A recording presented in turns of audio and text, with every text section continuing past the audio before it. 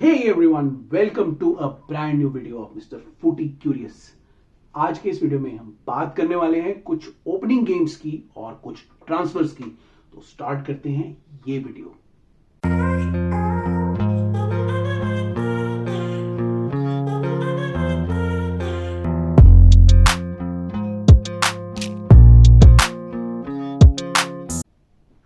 Guys welcome back to the video. आज हमें बात करनी है सबसे पहले कुछ प्री सीजन फ्रेंडलीज की और कुछ बढ़िया परफॉर्मेंसेस की, और उसके बाद हम अपना रेगुलर ट्रांसफर्स की बातें करेंगे। अब हम स्टार्ट करते हैं एपिसोड और बात करते हैं सबसे पहले प्री सीजन फ्रेंडलीज की, स्पेशली दो टीम्स की जिससे मैं स्पेशली काफी इंप्रेस हुआ हूं। सबसे पहले बात करेंगे हम चेल्सी की और सेकंड हम बात करेंगे लिवरपूल की। तो सबसे पहले बात करते हैं चेल्सी की। चेल्सी का पहला match under new management Pochettino उसके साथ हुआ और चेल्सी की परफॉर्मेंस पिछले साल से बहुत अच्छी रही। ऑल्दो मैच लीग 2 साइड के साथ था जो कि ब्रेक्सम है, लेकिन उसके बावजूद चेल्सी ने वो मैच 5-0 से जीत लिया। और जो उनके यंगस्टर्स थे, स्पेशली कुछ यंगस्टर्स जिनके बारे में मैं बात करना चाहूंगा, वो इस मैच में बहुत अच्छी परफॉर्मेंस करते हुए दिखे।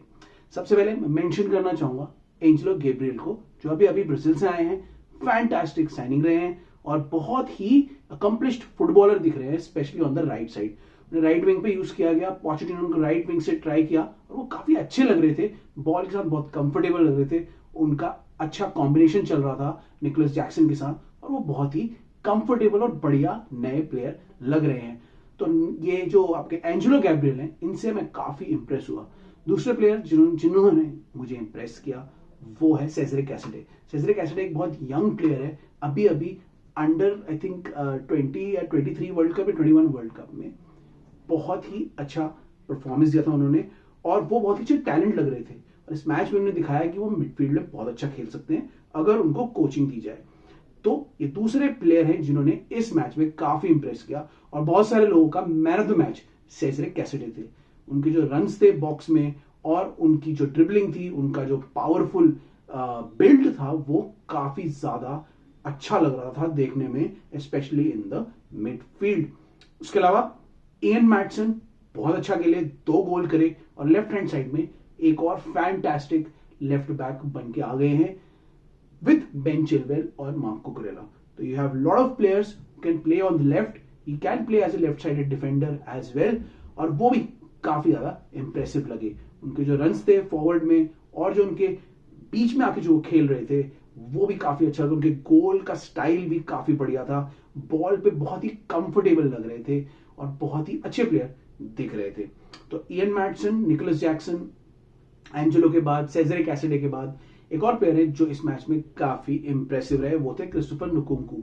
क्रिस्टोफर नुकुंकू भी बहुत अच्छे प्लेयर है, उनसे काफी एक्सपेक्टेशन है चेल्सी की और उनको ज्यादा थोड़े से मौके मिले गोल करने के और उन्होंने एक गोल कर दिया।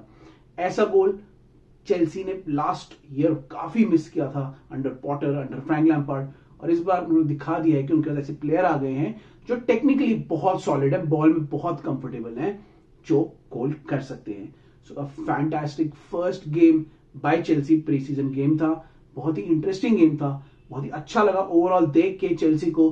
ताकि अब ये देखना है कि वो आगे वाले गेम्स में क्या करते हैं और थोड़ी बेटर साइड से कैसा परफॉर्म करते हैं। रेक्सम अभी भी लीग 2 साइड है और बहुत ही लोअर क्वालिटी ऑफ स्क्वाड है कंपेयर टू अदर स्क्वाड्स जिनके साथ वो अब खेलेंगे, लेकिन ये बहुत ही अच्छी शुरुआत थी चेल्सी की इस सीजन की। So very good match for Chelsea. Youngsters ने काफी अच्छा परफॉर्म किया और बहुत अच्छे प्रोस्पेक्ट्स नजर आ रहे हैं इस सीजन में चेल्सी के। तो ये हुई चेल्सी की बात। अब बात कर रहे थे लिवरपूल की। लिवरपूल ने काफी इंप्रेस किया इस मैच में, ऑल्दो वो 2 गोल से पीछे चल रही थी, लेकिन जोटा ने इस मैच में बहुत अच्छा खेला।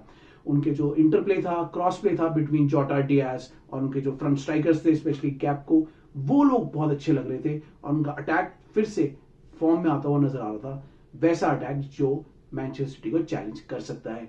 तो अटैकिंग सेंस में ये बहुत अच्छा गेम था। जोटा की वापसी थी तो उनके लिए बहुत अच्छा गेम था और लिवरपूल ने बहुत अच्छा परफॉर्म किया इस मैच में। तो मुझे लिवरपूल को, जोटा को देख के ऐसा लग रहा है कि अब इस बार चेल्सी के साथ साथ लिवरपूल भी धीरे धीरे टॉप 4 के कंटेंशन में और मैन सिटी को चैलेंज करने के लिए उतरेगी।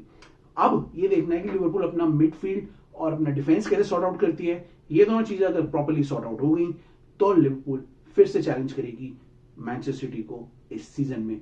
सो लेट्स होप कि लिवरपूल चैलेंज करती है। जोटा अपनी दो फॉर्म में आते हैं, डियाज अपनी फॉर्म दिखाते हैं, और जो नए स्ट्राइकर्स है कैप्को एंड ऑल, जिनको थोड़ा सा एक्सपीरियंस हो चुका है, अब वो इनके साथ जो इंटरलिंक प्ले करते हैं बहुत अच्छा करते हैं और लिवरपूल अपनी दोबारा से फॉर्म में आती है।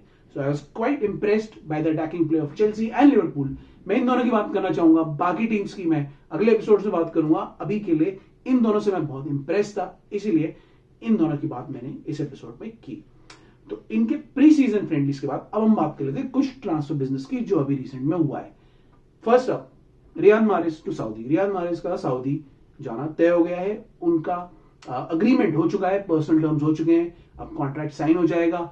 40 मिलियन की डील है और उनको हेरवी को मिल चुका है।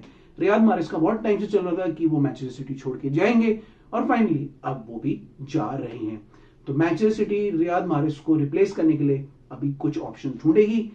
एक ऑप्शन सामने आ रहा है, डैनी ओल्मो, और एक और ऑप्शन अवेलेबल है, क्विचॉक और अर्सेलिया। अब देखते हैं इन दोनों में से मैन सिटी किसके लिए जाएगी। डैनी ओल्मो का काफी नाम चल रहा है as a replacement. Let's see what happens, क्योंकि बर्नार्डो सिल्वा भी एक ऐसे प्लेयर है जो मैनचेस्टर सिटी छोड़ के जा सकते हैं। तो रियाद माहरेज का तो पक्का हो गया है, बर्नार्डो सिल्वा का अभी पता नहीं, लेकिन रियाद माहरेज फाइनली सऊदी की तरफ मुड़ के चले गए हैं। I think he is the 11th player जो अभी सऊदी लीग में जा रहे हैं, और सऊदी लीग इस बार बहुत पैसे खर्च कर रहा है और मोस्टली ओवर 30 प्लेयर्स को वहां अपनी लीग में ले जा रहा है। तो देखते हैं सऊदी लीग कैसे पैन आउट करेगी इस सीजन में। लेकिन बहुत अच्छे अच्छे प्लेयर्स जो कि ठीक है 30 एंड अबव चले गए हैं, लेकिन अच्छे प्लेयर्स अब सऊदी लीग जा रहे हैं और 10 से 12 प्लेयर्स अब तक जा चुके हैं। तो उन्हीं के लिस्ट में शामिल हो गए रियाद माहरेज। मैनचेस्टर सिटी से सऊदी की तरफ चल पड़े हैं, हेरवी को मिल गया है। नेक्स्ट अप बात कर लेते हैं लिवरपूल की, जहां पे हेंडरसन का फाइनल सब कुछ हो गया है, वो भी सऊदी तरफ जा रहे हैं। हमने पहले भी बात करी थी इस ट्रांसफर की कि ये हो चुका है, ये डन है, और हेंडरसन अब सऊदी लीग में ज्वाइन करेंगे, स्टीवन जेरार्ड की टीम ज्वाइन करेंगे। स्टीवन जेरार्ड का पहला ट्रांसफर, जो कि ऑलरेडी लिवरपूल के लेजेंड थे, वो हेंडरसन रहेंगे। अब देखते हैं हेंडरसन कैसे वहां खेलेंगे और कैसे एडजस्ट होंगे। He will be getting a fantastic raise, fantastic salary in Saudi, और वो भी बहुत सारे प्लेयर्स की लिस्ट में आ गए हैं जो सऊदी मूव कर रहे हैं, स्पेशली 30 इयर्स एंड अबव वाले जो प्लेयर हैं, वो बहुत सारे प्लेयर्स अब सऊदी मूव कर रहे हैं। तो it will be a good move और Henderson to play against his former teammate और लेजेंड स्टीवन जेरार्ड। तो देखते हैं वो कैसा परफॉर्म करते हैं, कैसे रहते हैं। हेंडरसन को काफी अच्छा पे पैकेट वहां मिल रहा है और वो भी अब सऊदी की तरफ फाइनली जा चुके हैं। तो उनको भी अब हेरवी को मिल गया है आफ्टर रियाद माहरेज। तो सऊदी में तो ये दोनों चले गए, लेकिन मैनचेस्टर सिटी में एक प्लेयर अब आ गए हैं। अब हम बात करते हैं जोस्को ग्वार्डियोल की, जो अब मैनचेस्टर सिटी ज्वाइन करने वाले हैं।